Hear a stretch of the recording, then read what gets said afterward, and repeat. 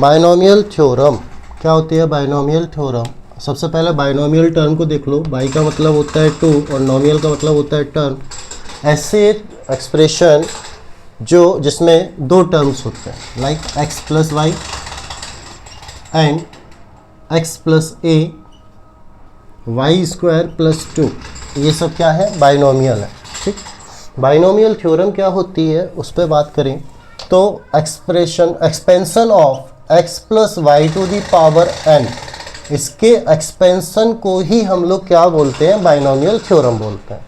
इसका एक्सपेंशन क्या होता है उस चीज़ को समझना और उसके रिलेटेड टर्म्स को भी देखेंगे। इसका एक्सपेंशन होता है NC0। यहाँ पर अगर बात करें तो x जो है वो फर्स्ट टर्म हमारा होगा और y होगा क्या? Second term.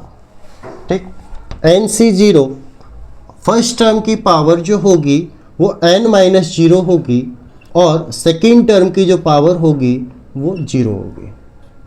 मतलब n-0 कैसे? ये n है और ये 0। ठीक, और सेकेंड टर्म की पावर 0। अब सेकेंड टर्म राइट करें NC1 x to the power n-1 y to the power 1।